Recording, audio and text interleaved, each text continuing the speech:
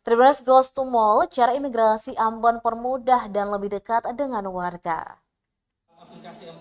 Kantor Imigrasi Kelas 1 TPI Ambon menggelar program Goes to Mall di Ambon Plaza Amplas Sabtu 5 November 2022. Program tersebut dijelaskan Kepala Seksi Lalu Lintas Keimigrasian Iman Adityas Bahagio untuk mempermudah pemohon paspor yang biasanya sibuk pada hari kerja sehingga tidak sempat berkunjung ke kantor imigrasi.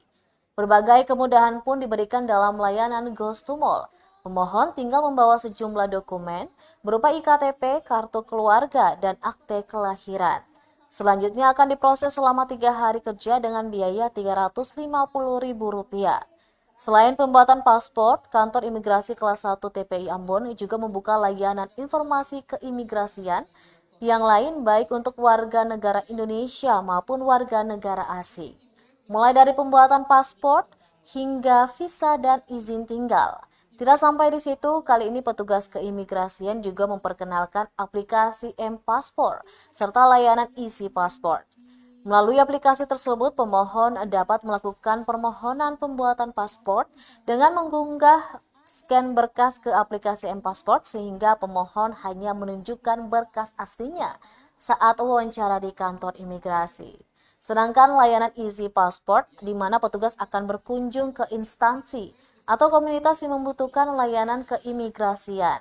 Goes to Mall ini sendiri berlangsung selama 2 hari, terhitung hari ini dan besok, Minggu 6 November 2022, di lantai 1 pusat perbelanjaan tertua di kota berjuluk Manise ini. Setempat dia bisa memperoleh. Kami bukan saja di Ambon Plaza, besar harapan kami juga di tahun depan karena ini adalah event tahunan di mal-mal selain di Ambon Plaza, lebih mendekatkan diri kepada masyarakat lain yang berada di sekitar mal, khususnya di kota Ambon. Terima kasih. Pada saat dia tiba, ini kata punya kasih lantas. Terima kasih sudah nonton. Jangan lupa like, subscribe, dan share ya.